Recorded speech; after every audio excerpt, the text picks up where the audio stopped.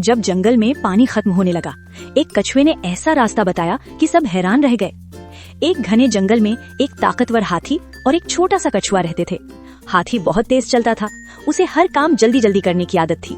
वहीं कछुआ बहुत धीरे धीरे चलता था, लेकिन वो बहुत समझदार था। हाथी अक्सर कछुए से कहता, तुम इतना धीरे क्यों चलते हो? जिंदगी में आगे बढ़ना है तो तेज चलना पड़ता है।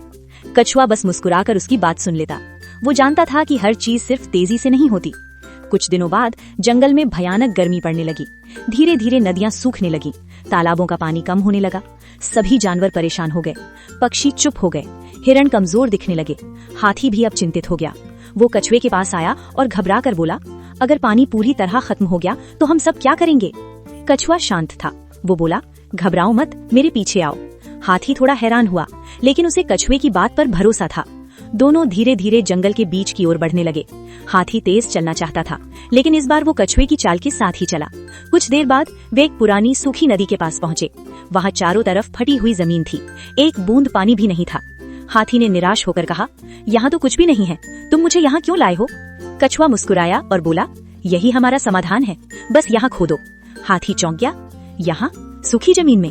कछुआ बोला, पानी ऊपर नहीं दिख रहा, लेकिन नीचे जरूर है। हाथी ने गहरी सांस ली और कछुए पर भरोसा करके अपनी पूरी ताकत से मिट्टी खोदनी शुरू कर दी। शुरुआत में कुछ भी नहीं हुआ। हाथी थकने लगा और बोला, शायद ये काम नहीं करेगा। लेकिन कछुआ बोला, थोड़ा और, बस थोड़ा और। इस बार हाथी रुका नहीं, वो लगातार खोदता रहा और तभी अचानक मिट्टी के अंदर से पानी की एक छोटी सी बूंद बाहर आई। हाथी की आंखें चमक उठीं। धीरे धीरे वो बूंद धारा में बदल गई और देखते ही देखते वहाँ पानी भरने लगा। कुछ ही देर में वहाँ एक छोटा सा तालाब बन गया।